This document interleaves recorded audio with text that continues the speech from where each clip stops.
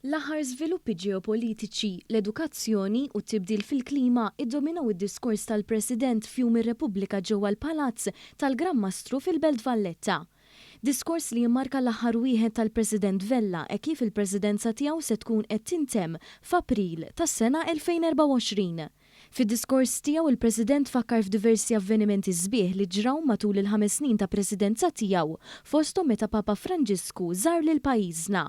U għaddeskriva dawn l-esperjenzi ta' sodisfazzjon bħala uniċi u li se jibqgħu ittimbrati fil-memorja tiegħu għal omru. Ma nistax ma nirreġistrax is-sodisfazzjon kbir tiegħi u ta' Marti Mirjam meta kellna l-okkażjoni unika li nilqgħu ġewwa pajjiżna l-dosija tiegħu il-Papa Franġisku. Esperjenza li żgur se tibqa' minquxa f'moħħi f'moħħ Marti Mirjam hija dik tal-Malta Community Chest Fund Foundation. Li laqqatna matul dal-5 snin mar-realtajiet tal-ħajja bil-pwieni, id-dwejja u l-ferħ. Sfortunatament ħafna nies jgħaddu minnhom f'episodji partikolari ta' ħajjithom.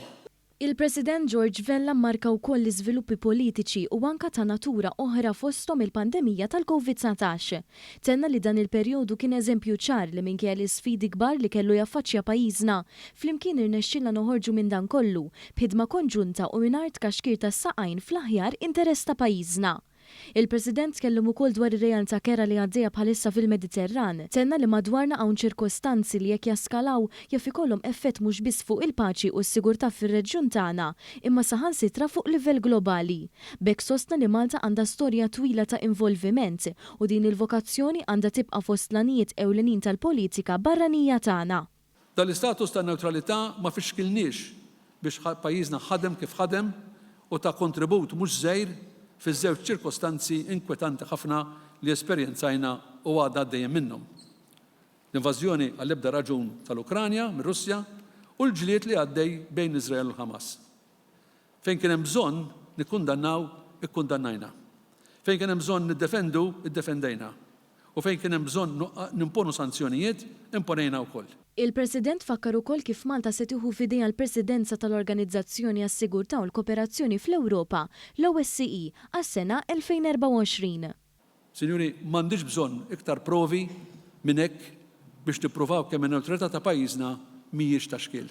Fid-diskors tiegħu il-President qal li bil-kontra ta' dak li xi kultant naraw fuq il-mezzi soċjali, il-Maltin huma nies bqal kbira u jweġġa meta jara li l-pajjiżna jiġi mżebbla speċjalment quddiem il-barranin. Intant il-President Vella sostna li l-poplu Malti huwa poplu intelligenti, ħawtil u kapaċi.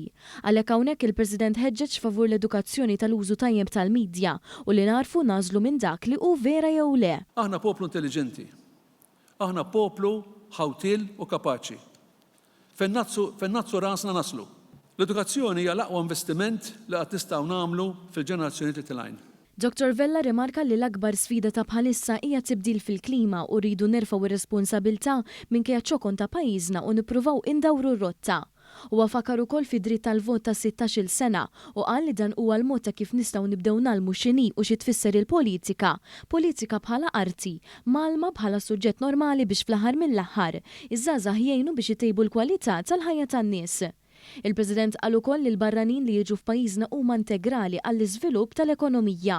Tenna li dan il-pjan ma sarx flajru imma bħala parti minn pjan li jarbel x'jista' joffri l-futur biex pajjiżna jibqa' miex il-qudiem. Tenna li għandna nirrispettaw id-drawwiet u l-bżonnijiet ta' ħutna li tawna servizz biex l-ekonomija imxiet il-qudiem. Il-President hemm jgħid li mill-2019 kien ta' onur u ta' privileġġ li jservi lil poplu Malti wawċi u lil għażiż pajjiżna.